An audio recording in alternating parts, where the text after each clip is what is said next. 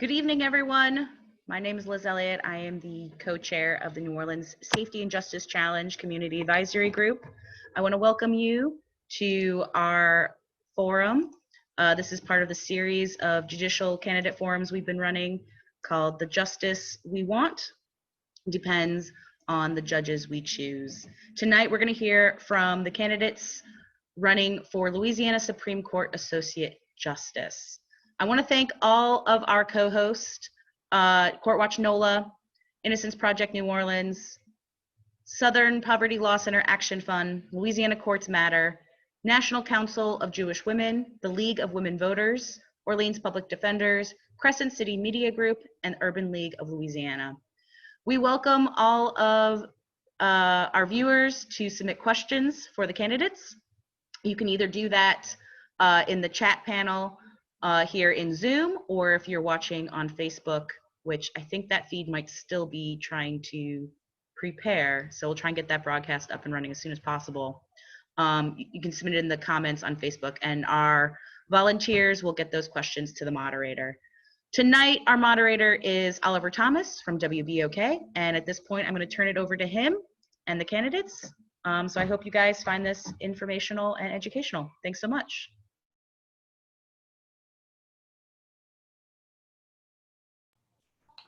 First of all, thank you, Liz, and all of the organizations that came together to host this very important debate. I want to thank our three judicial candidates, our three judges, for agreeing to do this and sharing with the public about what we think is a debate, not only about you guys as candidates for this office, but a debate about justice. We have an agenda. It's going to be as follows. I'm going to introduce, I'll say something about you three great ladies and your efforts and your backgrounds and your accomplishments. Then we're going to have opening statements from each of you. Then we're going to have some moderated questions and discussions about some of the issues and dialogue about some of the stuff that's been submitted on behalf of the organizations. Then we'll have questions from the public. And at the end, we'll have closing statements or remarks of 1 minute each by each of you. Also, your opening statements will be 1 minute.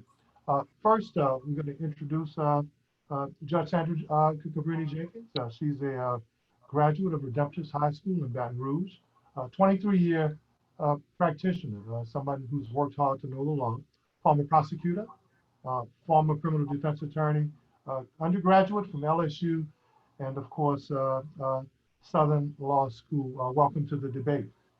The next person I'll introduce is no stranger to the court system here in New Orleans, Judge Piper Griffin, a lifelong resident of here in New Orleans, graduate of Xavier Preparatory High School, graduate of the University of Notre Dame, LSU Law. She's been a member of the bar for almost 34 years. Some of her accomplishments are Thurgood Marshall Luncheon and the Bar Association and the Judicial Council, 2019 First District Missionary Society Women's Department Woman of the Year Award, the Greater New Orleans Louis A. Martinet Society Legal 2018 Lifetime Achievement Award, the 2003 Ernest Morial Judicial Pacesetter Award, and the 2002-2003 Data News Weekly Scoop Jones Trailblazer of the Year Award. I share that with you, Judge Griffin, and she's an active member of Second Baptist Church.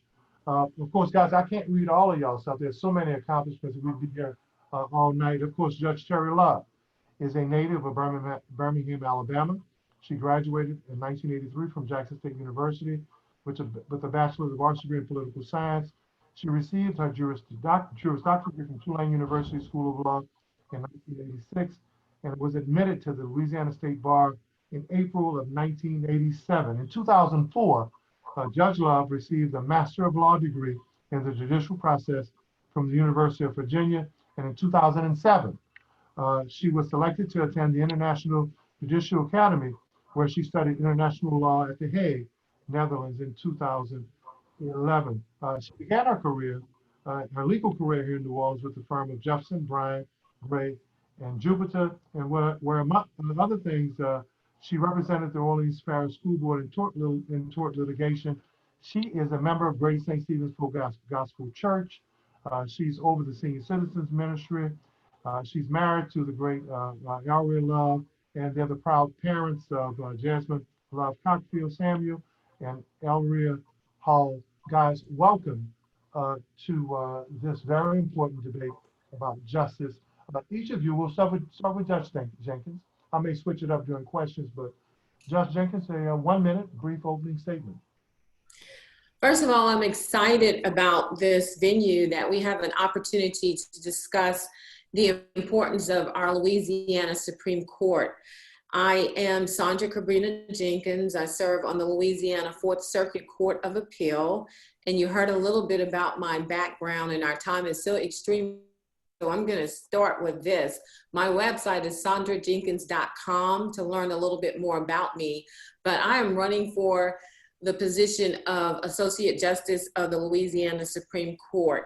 I have been preparing for this for the last 31 years since I graduated from law school. I moved to New Orleans in 1989 and began my career as a prosecutor. I had the opportunity to serve as a senior trial assistant. I had the opportunity to present a case before the grand jury. I've tried over 100 judge and jury trials, and I go into that detail and tell you that 15 years prior to me being elected, I was a criminal defense attorney. That's a little bit unusual for, first of all, an appellate court judge to have that background experience, and then again for a Supreme Court justice. So I'll talk a little bit more as we go on. Thank you. Thank you, Judge Jenkins. Judge Piper Griffin. You're muted. You have to unmute. Thank you. I really want to thank the coalition and those who've come together to prepare us to be able to participate in this particular forum. I'm Piper Griffin. I've had the privilege and honor of serving as a district court judge for the past almost 20 years. And during that time, I ran what I consider a very efficient court. And we all know that who we elect to the Supreme Court matters. And I will first say that all of my opponents, we all are both qualified to write the opinions that the Supreme Court writes. But as the third branch of government, that leadership arm of judiciary, it's very important that we get people who have showed leadership and an investment in the community, and as well as an investment in the system. And I think that I'm that person. I'm a volunteer, a foster mother, and I've served in leadership and volunteer capacity throughout the community. I thank you all for this opportunity to share more about my candidacy and welcome the questions. Thank you so much. Thank you. Judge Terri Love. Well, thank you so much for this opportunity, and thank you for that introduction. Tonight, I'm honored to be here to discuss my candidacy. As you indicated, I have served as a judge for the past 25 years, 5 years as a trial court judge and 20 years as an appellate court judge. I am the only candidate with trial and appellate judicial experience. I'm the only candidate who has authored over 700 appellate opinions, with over 30% of those being criminal matters. I've addressed over 2,000 interlocutory matters that were criminal in nature. I am the only candidate in the race with an advanced degree in the judicial process with a specialty in appellate procedure. I have studied internationally and nationally to improve my skill set as a judge. But I do work outside the courtroom. I'm a mentor with young people. I believe our young people are our greatest natural resource. I was selected by the Supreme Court in their inaugural judicial leadership program. I believe my experience as a jurist and my commitment to public service uniquely prepare me to be the next justice on the Supreme Court. Our Supreme Court is our state's highest appellate court. It is the court of last resort. The work of the court is to issue clear pronouncements of the law. Thank you. Thank you. Now we have a list of questions, and hopefully, guys, keep your at 7:30. We want to open it up the chat to the public to see what questions they have, and also give you guys time to have closing statements where you may want to add more about your background. I think a very appropriate question that we have here that's been put together by the coalition is technology is extremely important today. As a matter of fact, we're using Zoom and technology now.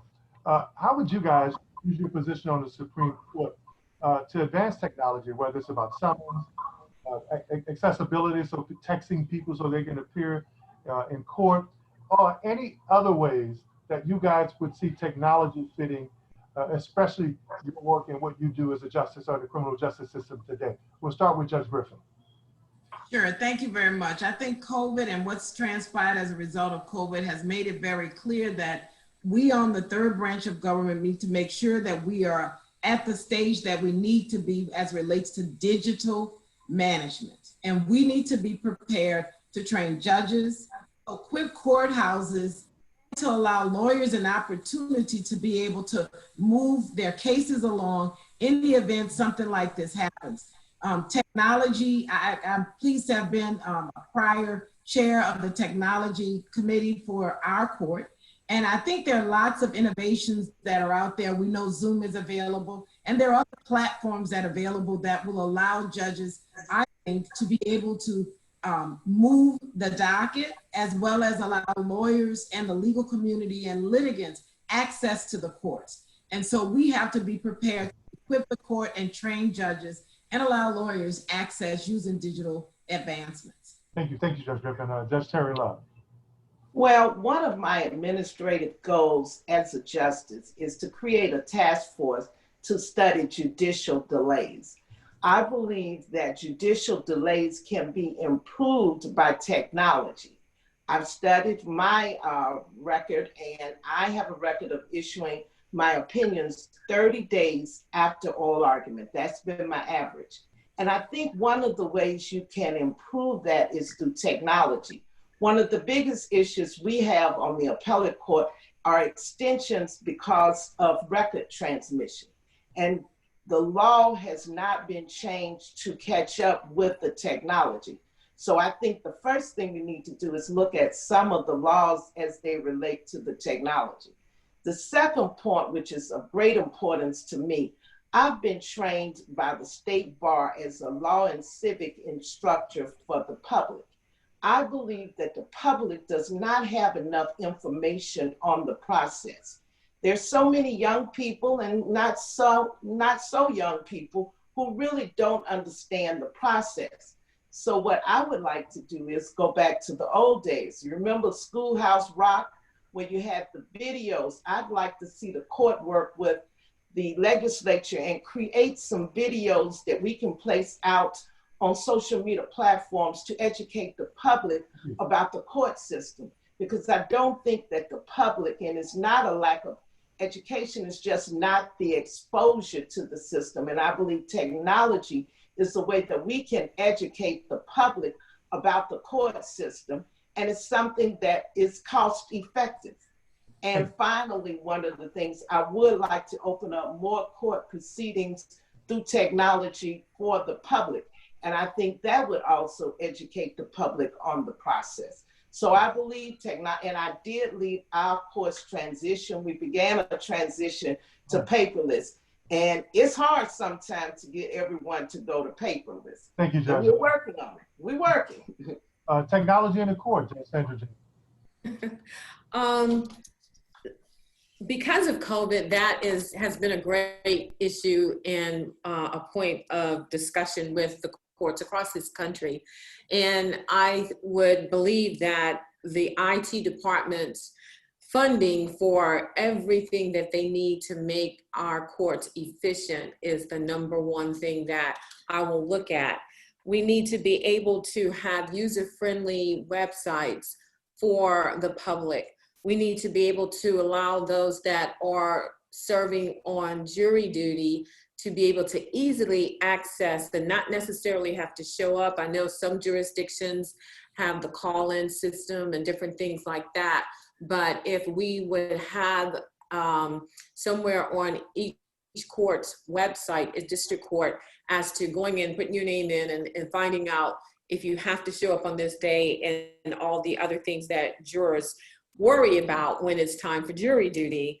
And then finally, court appearances. I don't think that we should eliminate the system that we have through clerk's office across the different judicial districts. However, we can add the ability of court appearances to be texted to those that have court appearances, or again, the ability to go on and put their case number in and confirm when their court date is. So we have to begin to blend some of the things that we traditionally work with and then have as our dominant feature the technology and then the old system as our backup. Thank you. Thank you, guys. Thank you. The next question is, what will you do to reduce the impact of very obvious racial and ethnic disparities of the Supreme Court? What role will Louisiana Supreme Court justice play in reducing, especially those impacts on minority and disparate communities?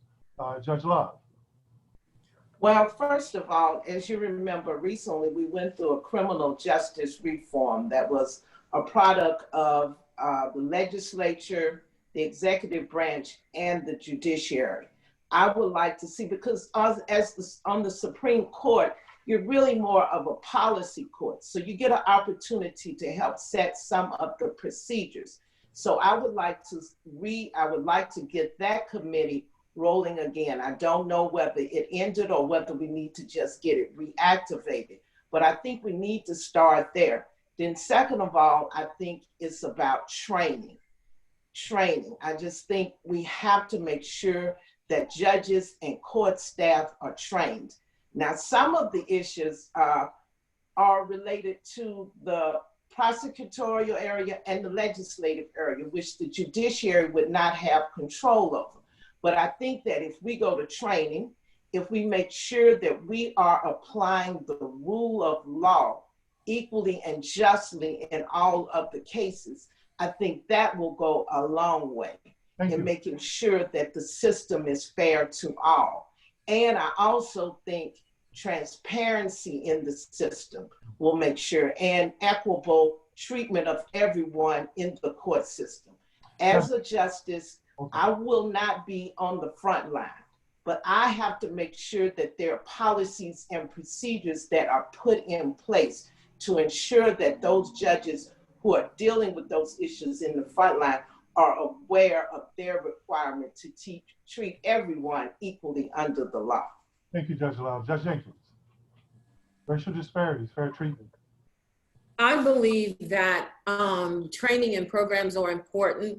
However, systemic racism and institutional bias has to be something that the individual looks at first and acknowledges that it exists. I do believe that the Supreme Court should begin that process, and the 7 justices on the Louisiana Supreme Court should have an honest sit down and look at some systems within the judiciary that has disparate impact upon minorities or those that are marginalized in our community. And once the Supreme Court can acknowledge that, then I think you do have to bring in other stakeholders.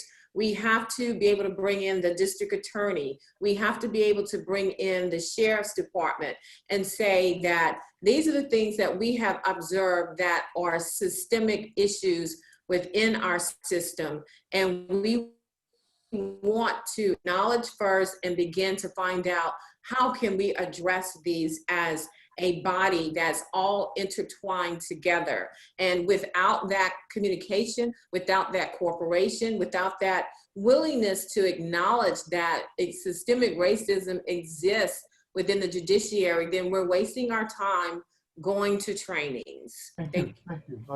Judge Griffin, racial and ethnic disparities in the court, in the justice system.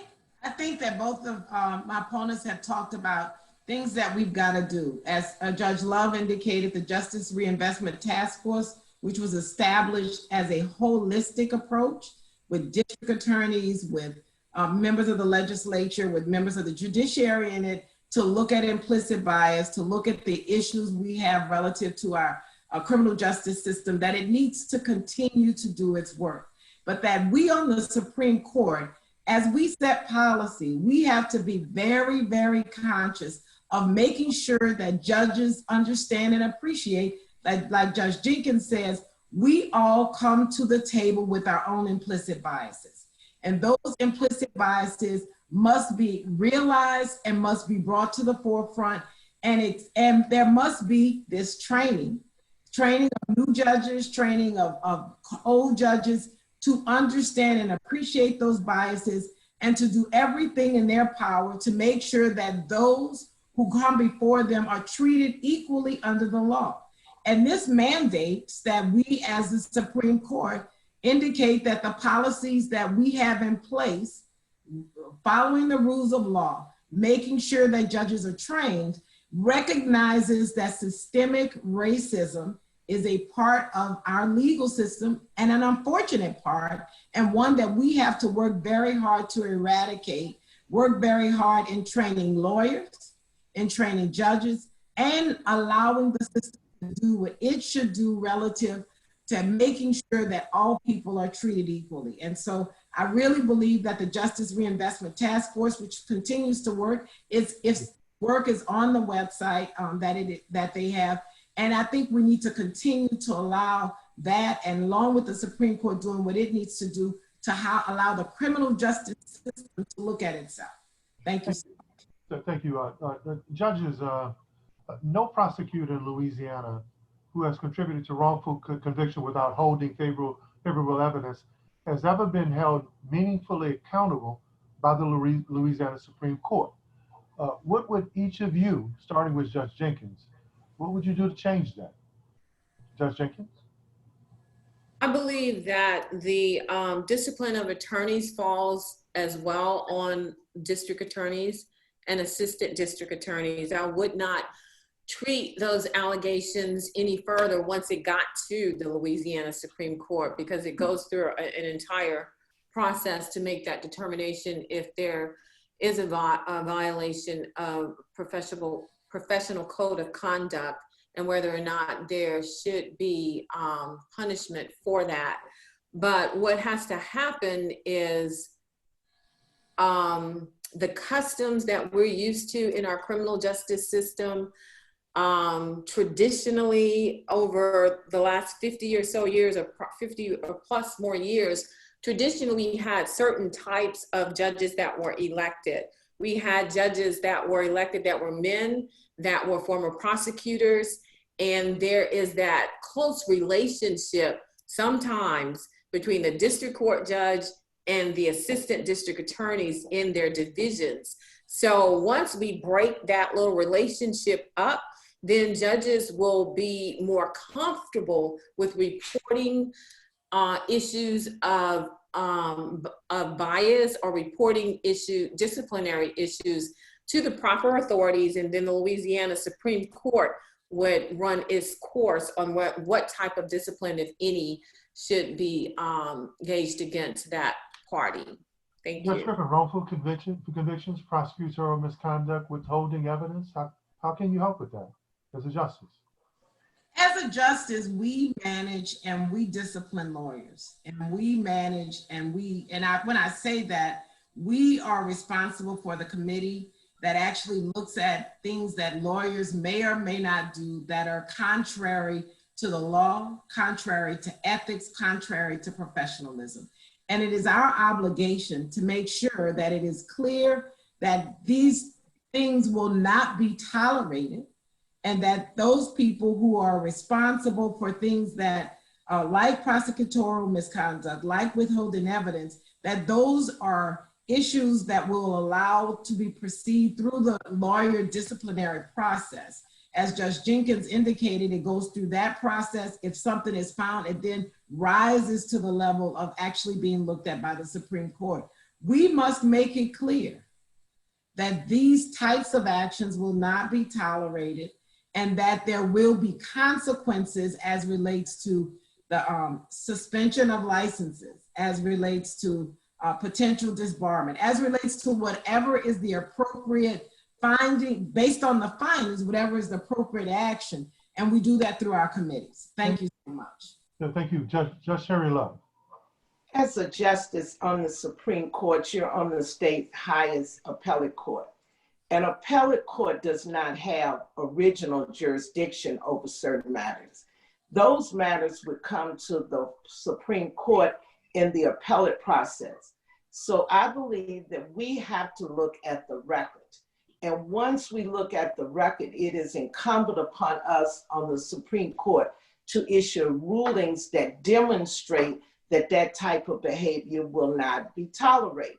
Now, in some instances, which I think will be the case on many on this Supreme Court, as a justice, I might be writing a dissent on those issues. I can't speak to that because I don't have the evidence in front of me, but I think it is incumbent upon the Supreme Court to, when they receive a record, and if that has been established, for the Supreme Court to issue a clear pronouncement finding there has been a violation.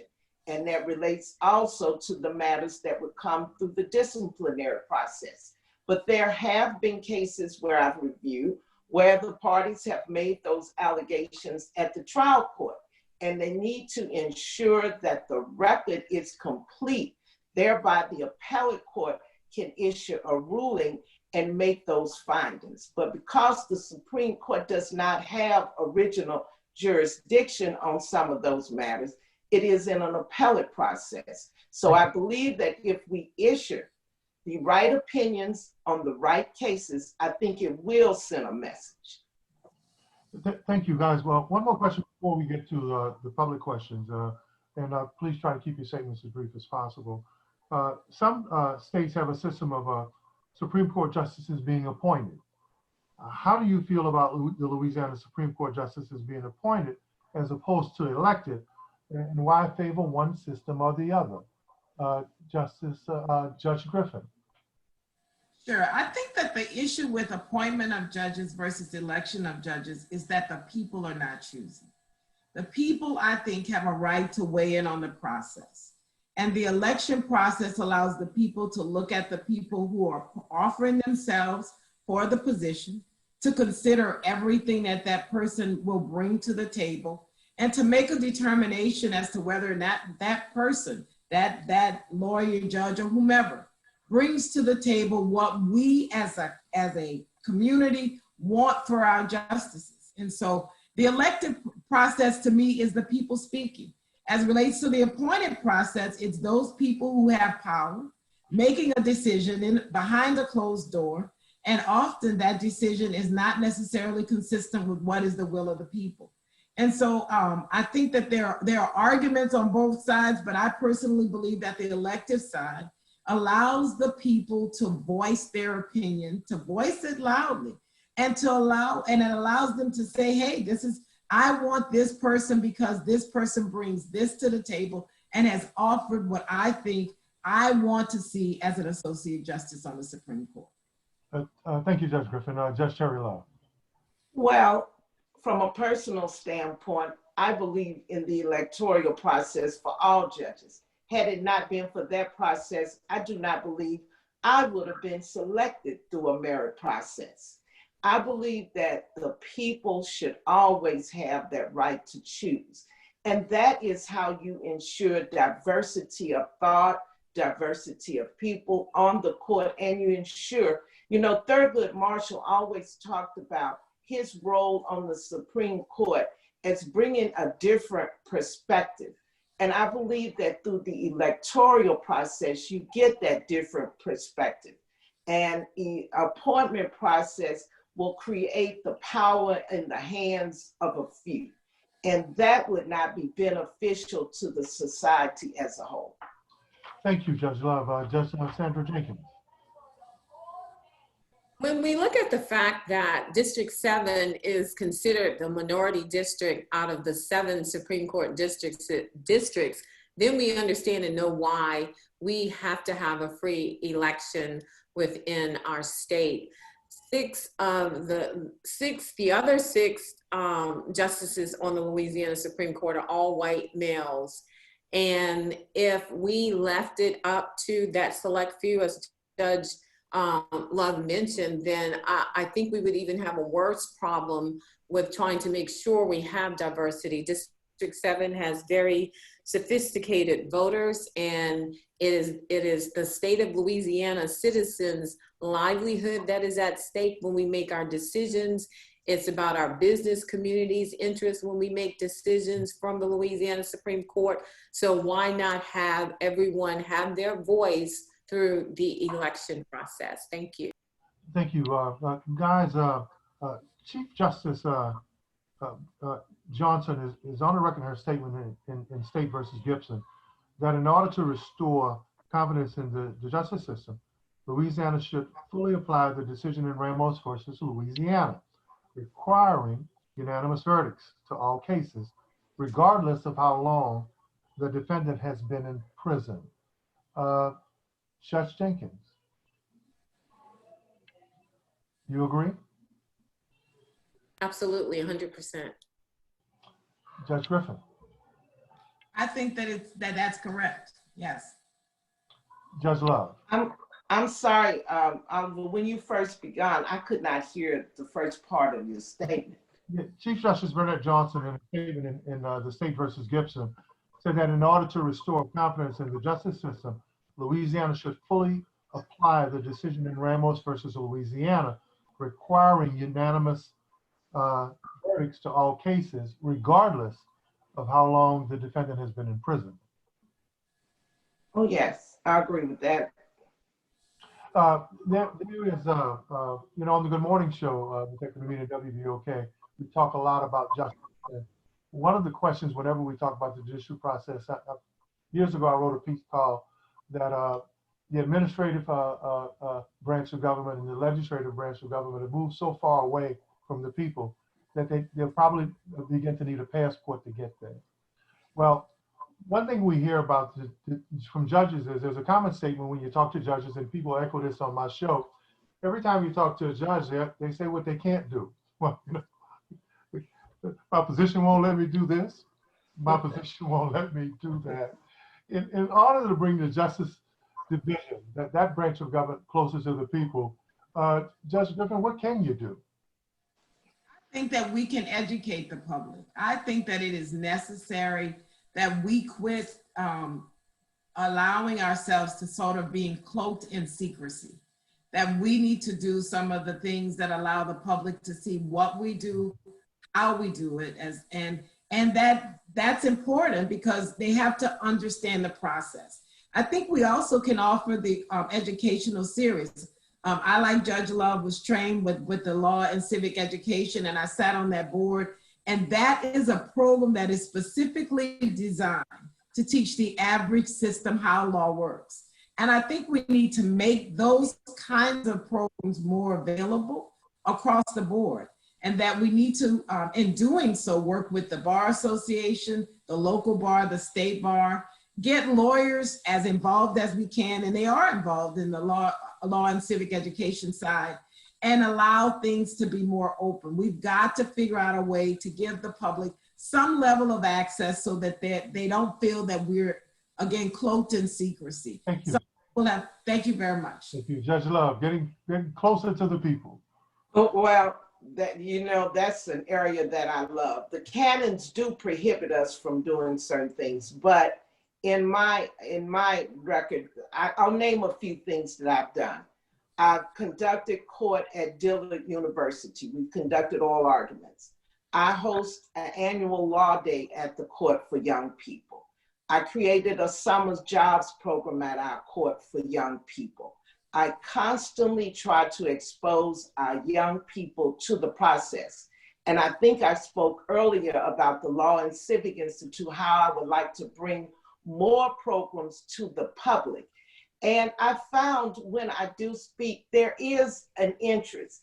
And I think one of the things we're fighting audibly, and it's something that's that's something we have to overcome, is television and the media. Because most people get their information about the court system from TV shows. And we all know, I've had people come up to me and say, you're a judge, and talk about things. I said, Judge, I said, they're entertainers. We are jurists.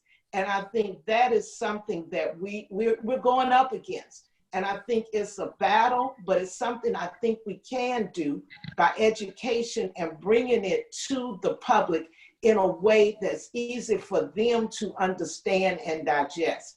So I have lived my entire career trying to open up the court system for the public. Judge Jenkins. Coming off of 23 years as a practitioner, there was a little bit of a transition to wearing my robe. And I was always very active in the community. So what I started was Judge Jenkins law camps. And I found a need for Judge Jenkins law camps because I took the education to the community. I took it out of the formal setting. I came up with curriculum that was pertinent to some of the issues that was plaguing our community. For example, after Ferguson, I did a criminal justice law camp that talked about the constitutionality of stops and talked about the authority of a U.S. attorney versus a district attorney and what indictments are all about.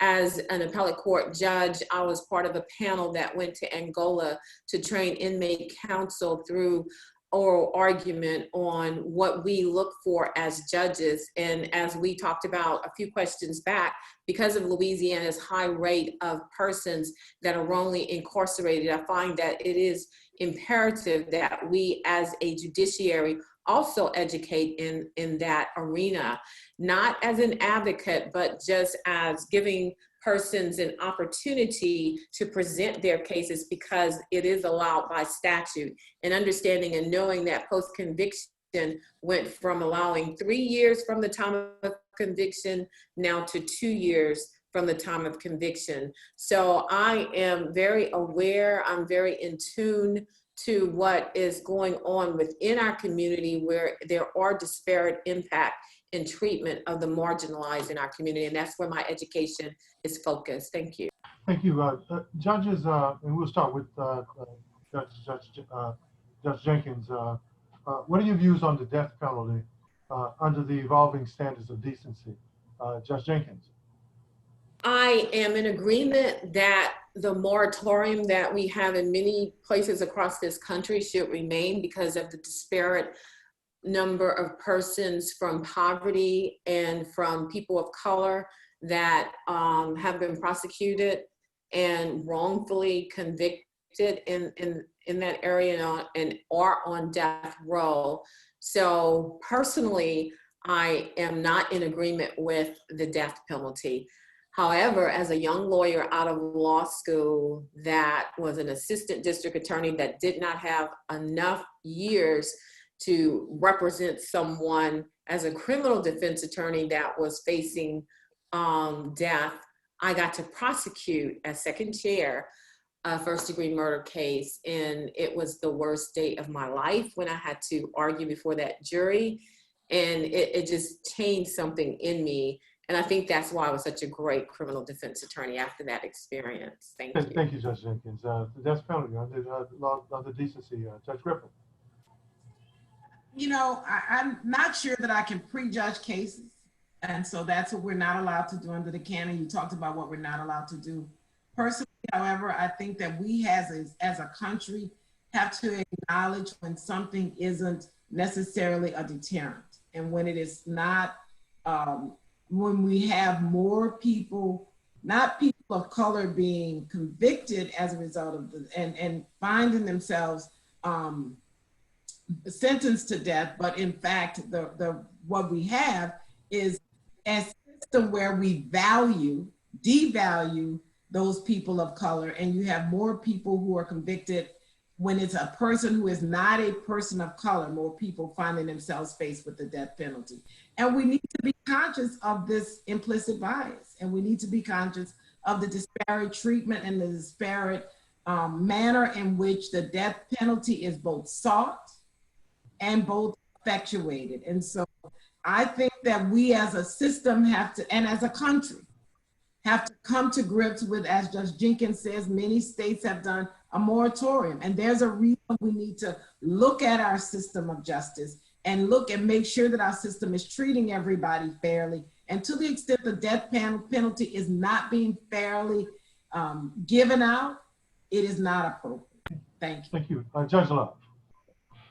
Well, Oliver, I'm going to go here. I'm going to say that's one that because of Canon 7 indicates that a judge should not give an opinion that could raise question as to their bias on cases that they might be called upon to judge.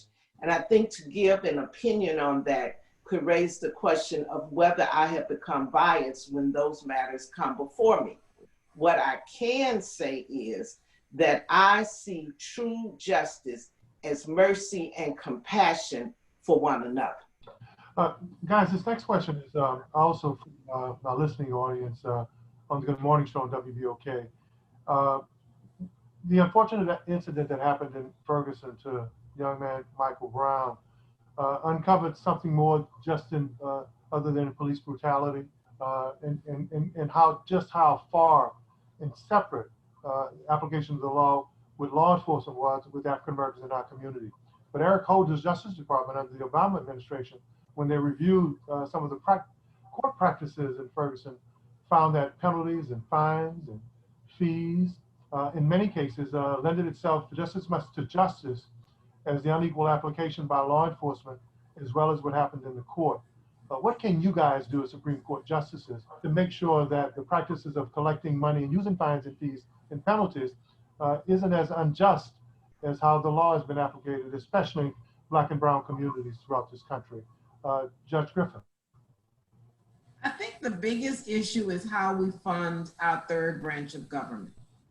And to the extent that we as a state have not prioritized the funding of the third branch of government and the funding of courts, that is a problem. And we as a state need to make sure that the funding of the courts does not mandate that the courts be funding on the back of other people, meaning the people who use it in such a way. What I will tell you is that currently the judicial budget takes up less than 1% in the entire state budget.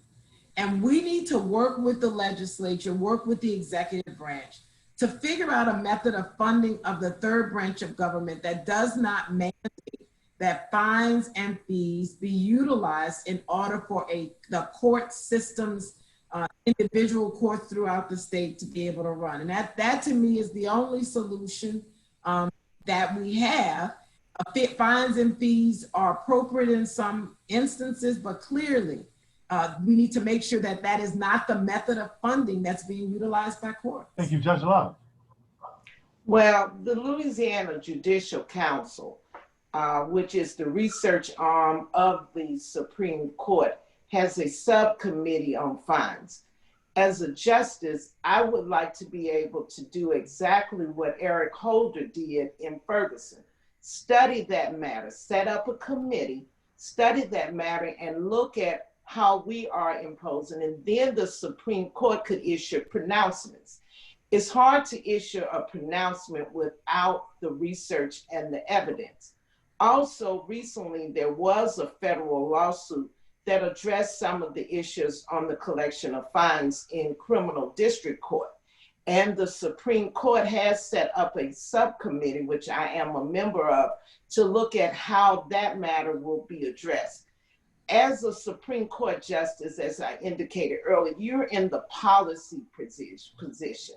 And the only way you can effectuate good policy is you have to have the research and the evidence to reach a conclusion and come out with a program that will address any inequities which you find in your research. Thank you. Guys, currently the terms for Louisiana Supreme Court justices are 10-year terms. 10 years too long, too short? Judge Love, what should that term be?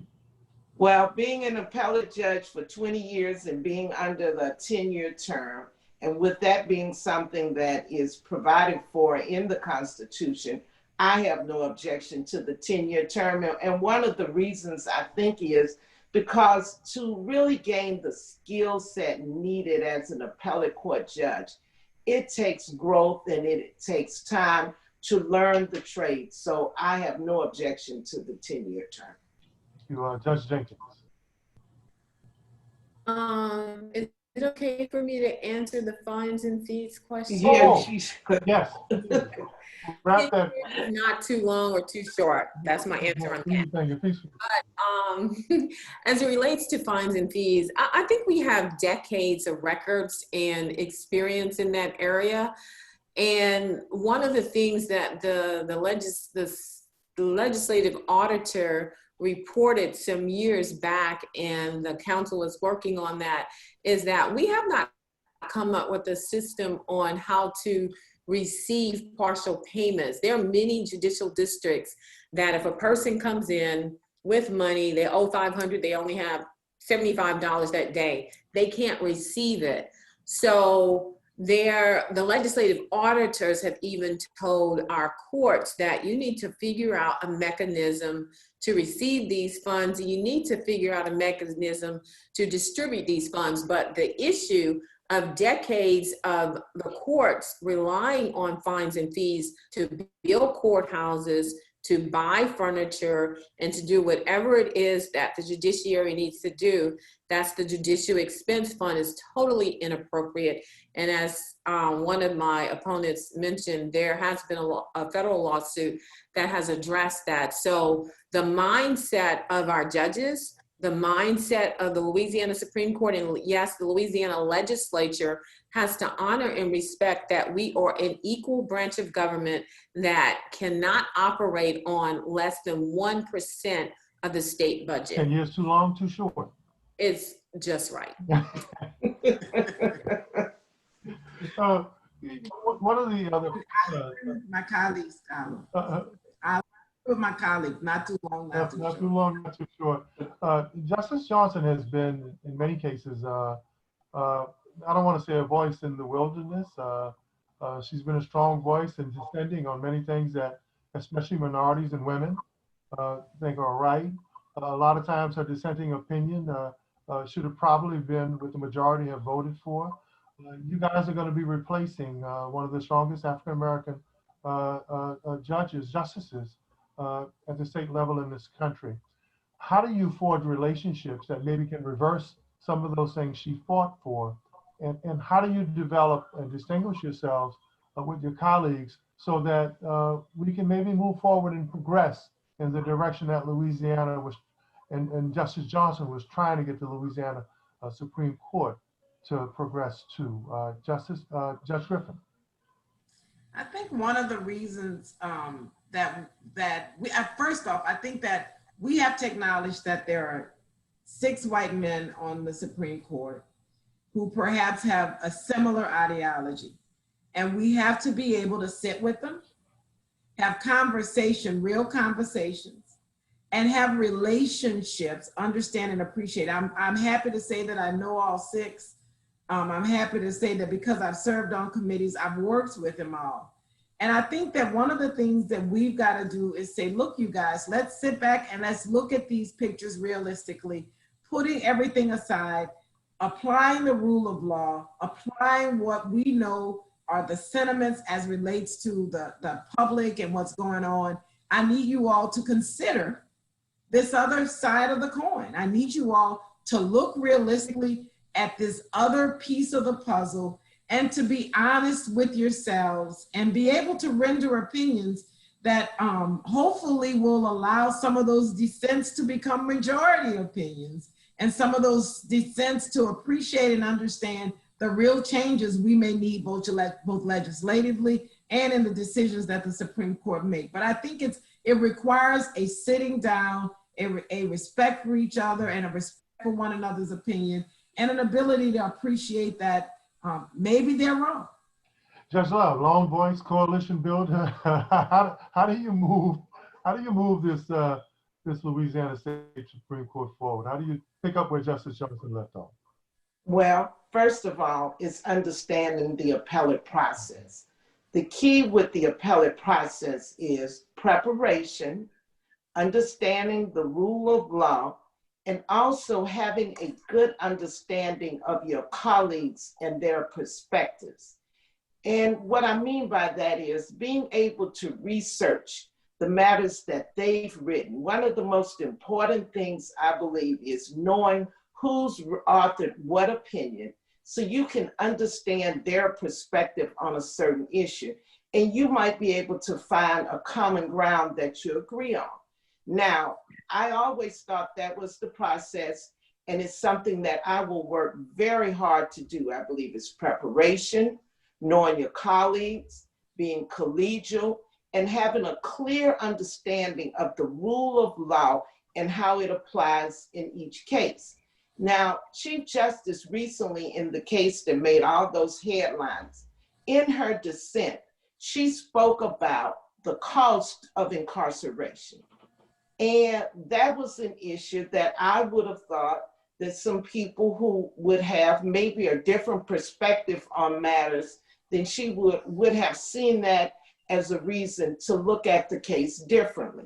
They did not, but that does not mean that that is not the process to use. And that is the process I will work with.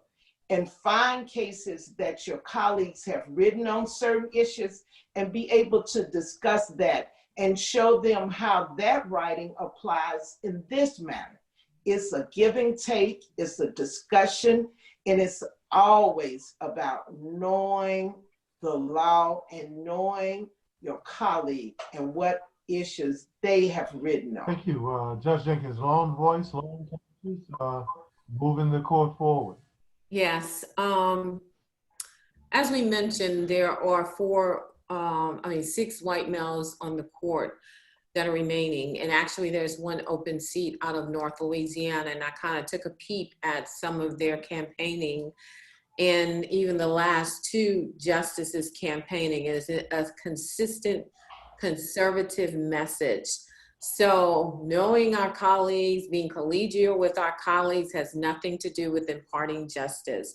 What Chief Justice Johnson has left for us, is leaving for us as an example, is well-written dissents that one day, it may take 20, 30 years down the line, just like Ramos versus Louisiana took that many years before the US Supreme Court finally reversed a case that allowed that Louisiana State Supreme Court was relying on to have a 10-2 verdict.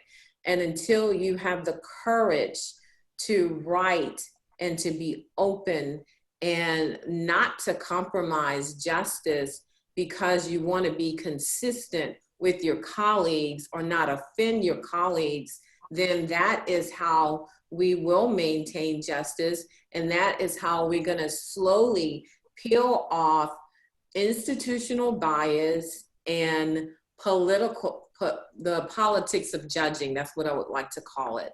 So I'm grateful that Chief Justice Johnson has left that legacy for us, and I intend to continue that as Supreme Court Justice. Thank you. Guys, we've had a lot of judicial reform, criminal justice reform. One of the big reform measures in this state was reversing non-unanimous juries. The people voted that it was unconstitutional. Belinda Parker Brown with Louisiana United and several organizations around this state have recently held press conferences and championed the voice of about 2,200 folk who were convicted of non-unanimous juries who still remain behind bars. Should they have their day in court? Should they have a chance to reverse something that the U.S. Supreme Court deemed unconstitutional? And what role would you play, could you play, as on the state Supreme Court to bring that level of justice to those better than 2,000 that are still in prison? Judge Jenkins. That's an issue that's pending before our courts right now. So I definitely could not voice a position at this point. What Ramos, I can talk about that slightly. All Ramos does is says that if you were on direct appeal at that time, the U.S. Supreme Court has to still consider whether or not this is retroactive, persons that were not on direct appeal. So that's something that's right now in our U.S. Supreme Court, and definitely something that the Louisiana Supreme Court and even the Fourth Circuit Court of Appeal and the criminal district courts have to consider. So I definitely cannot give a position on that at this time. Judge Griffin. Same thing, the canons prohibit us for talking about cases that could potentially come before us. So we're not able to really voice an opinion about that. But I do encourage the public to look at Ramos and understand what the opinion says. Thank you. Same thing, but what I would like to say, because that matter is pending before the U.S. Supreme Court, When I read the oral argument from the original Ramos case and the issue of retroactivity was brought up, the late Chief Justice Ginsburg said, that's a matter for another day. And I think that means that the court is addressing that matter, and they knew that that would come up. So I cannot state an opinion, but I do believe we will get a clear pronouncement from the Supreme Court that we will be required to follow. So let's back to the role of Chief Trailblazer, Chief Justice Johnson, when you talk about reform. She wrote in a letter to her colleagues talking about reform measures, the state Supreme Court leading the way. What role should the state Supreme Court play as being part of the solution for reform? And let's use as an example, non-unanimous, and let's give consideration to the fact state constitutional conventions that disenfranchise people of color, laws that are still on the books, whether it relates to criminal justice or the criminal justice system. What role can you guys play at looking at some of those old laws that still exist and continuing to encourage the court to take the lead in terms of reform? Judge Griffin. I think that, as we've mentioned before, that there's a task force that's been set up that is designed to look at our criminal justice system and the reforms, and it is composed of many of the stakeholders. And I think unfortunately, we can't speak specifically to cases and things that may come before us, but we can encourage this task force to look holistically at the entire judicial system, to give us recommendations as to changes both on the legislative level and on the judicial level that needs to be part of our institution, such that our institution doesn't have the systemic problems that we've witnessed over the years. And so to that extent, the Supreme Court can lead the charge in encouraging the task force and the judges individually to make sure and ensure that they are conscious of the systemic problems that the chief wrote about in her letter, and that they do everything within their power to try to make sure that those systemic issues are not prevalent in their cases. Thank you very much. Judge Love. Well, as she's indicated, as I've indicated, we are policy makers. We don't have original jurisdiction as it relates to laws. We're an appellate court. But as I've indicated, I think the court can establish task force, policy programs, and another thing which the chief did, which I think was great, you can work with the Judicial College in incorporating different training and skill sets into the Judicial College curriculum. I think as a justice, you are there to, and your role works from a policy standpoint. And as I've indicated, in order for you to effectuate policy, you must have the evidence and you must have the statistics and be able to go in and show why this change in policy would be beneficial for the state. Thank you, Judge Jenkins. The reform efforts headed by Chief Justice Johnson were legislative in nature, and they had to be legislative in nature. And one of the things that the Supreme Court can continue to do is to be a part of that process, not asking that laws be introduced, but educate the legislature on that. We as judges or justices have the ability to go before legislative committee hearings. We just can't take a position, but we can educate. And I think a lot of that happened, and that's why there was such a success with the reform efforts in criminal justice, but there's much, much more work to be done. Thank you.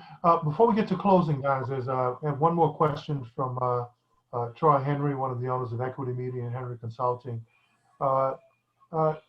In 2020, we know that you guys will be replacing our only Black justice.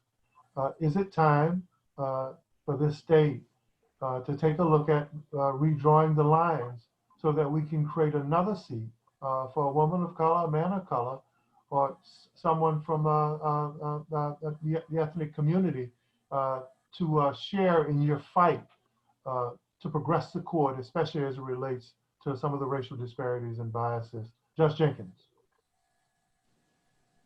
Time for another seat? Yes, it is time. The district that we're running in now, that map says 1999, so there have been at least, well, we're about to be in our second census, and that has not occurred. And of course, I understand that the Louisiana Supreme Court cannot redistrict itself, but the Judicial Council plays an integral part in that through their studies and recommendations to the legislature. It would be, we do need to be redistricted, I believe. It would be a shame if we, as a judiciary, allow the legislative branch to make that determination and draw those lines without our input. So I do believe that out of 7 districts, it's a shame that we all have to pile into one minority district because of the difficulty in being elected in other parts of the state. Judge Griffin, the African community, 33% of the state, but only one seat on the state Supreme Court, one justice. There has been much conversation about the need to add 2 more justices on the Supreme Court. And I think, as you acknowledged, we need to look at the demographics, at the percentages, and determine how we, and if there is a need to add at least one other African-American, and I say at least, because obviously we have to have an odd number, so we would have to add two more seats. But I think we've got to look at the demographics. Baton Rouge has changed significantly in a post-Katrina world. And there are other areas in the state that have changed significantly. That's why it's important that we fill out those census forms and make sure that we get counted so that there is conscious evidence of the demographics. And when the legislature looks at redrawing, that they look at redrawing with real numbers and they make a determination as to whether or not, do we need the 2 more seats? And I think we need to look at least one of those 2 being a minority district. I like the census plug. Judge Terri Love. Yes, I do agree. And I think that at the conclusion of the census, it should be revisited. And if I'm not mistaken, there are some lawsuits pending in federal court that might address that issue. But yes, it needs to be revisited. And I think, as Judge Griffin has said, we need to throw a plug because I think we were second in the worst numbers in completing. And I know we've been through a lot, so we do need to put that out there to please complete the census because it could impact the Supreme Court. Guys, this time has brought us to our closing statements. Thank you guys so much on behalf of the convening organization and all of the that participated in this very important conversation about justice. Each of you guys are going to have a minute to close. We're going to start where we started. Judge Sandra Jenkins. Again, thank you for this opportunity to present and share this evening as to why I will serve well as the next Louisiana Supreme Court Justice. I am Sandra Jenkins. I'm number 48 on the ballot. I have a history of service in our community. A lot of my leadership and service has to do with teaching. I am on the National Judicial College. I am on the National Judicial Opiate Task Force faculty. I'm on the Louisiana Supreme Court Domestic Violence Program faculty. And I mentioned those 3, and I also teach at Xavier University. Throughout many of my answers, I talked about how important education is. And my career has been consistent. My leadership has been consistent. My personal life, my faith. I am a licensed minister at First Emmanuel Baptist Church. So I think that I present myself in such a way to the public, to the voters, that the public confidence can be increased with my candidacy and my winning the Louisiana Supreme Court race. Thank you for your time. Thank you, Judge Griffin. Sure. Thank you all again for doing this forum. I welcome the opportunity to talk to the voters, to talk to you about questions. I received 60% of the New Orleans Bar Pro preference lawyers from the people who access the courts on a regular basis. I also received the endorsement of VOTE, which is headed up by Norris Henderson. We know talks about the criminal reform that's necessary for this state in order to move forward. And I ask that you look at my credentials, look at the things that I offer by way of leadership, by way of management and administration as relates to our highest branch of government. Like Justice Johnson, Chief Justice Johnson, and her predecessor, Justice Rivas-Ortiz, I look to go from the district court level to the Supreme Court level, knowing that there is much that I have to offer. My name is Piper Griffin. I'm number 49. And I ask for your support and your vote on November 3rd. And don't forget to vote down ballot. Don't just vote for the president. Continue to vote for all of those things that are on the ballot. Thank you very much. No doubt about it. Thank you. Thank you, Judge. Judge Terri Love, your closing. Well, but first of all, I'd like to thank you for this opportunity. It has been very engaging and informative. And I want to give a plug before I give my closing. This month is Domestic Violence Awareness Month, and we need to keep that in mind. And I want to remind the councilman, at the time he was the councilman, I was the lead author of the City of New Orleans' first domestic violence ordinance, which is still in place and is being impactful for our community. And I remember the assistance you provided during that time. And I want to thank you, and I encourage everyone to look out for our survivors. Who we elect to the Supreme Court matters. I am a woman of strong faith. I'm a wife. I'm a mother. I'm an experienced jurist. I'm a lifelong student of the law, and I'm a committed public servant. If I am elected justice, I will always be guided by the fundamental objective of the legal system, equal justice under the law. And justice to me is mercy and compassion for one another. Again, I'm Terri Love. I humbly ask for your vote. I am number 50 on the ballot, and I thank you for this opportunity. And everyone, please be safe. Well, thank you guys, man. It's three wonderful choices, three women who've committed their lives to justice. And I want to thank not only you guys, but I want to thank the audience. I want to thank those folk who got their questions to me through text and on my phone. And I want to thank especially the organizations that hosted this. I'm going to throw this back to Liz. Liz, thank you for this opportunity. Thank you so much, everyone. It was super fascinating. I learned a lot. In fact, the 1% of the state budget was a new data thing that I did not know, and that's super sad to think about. I want to thank you all for participating in such a great forum. Thank you so much to Oliver Thomas, our moderator. Thanks to all of our co-hosting organizations. We've got one last forum in our series. It is Monday, the 5th at 6 p.m. when we will hear from the candidates for Criminal District Court Section D. So I hope you can join us then. Until then, everyone, please stay safe. Go do the census, and we'll see you all next week. Thank you. Bye.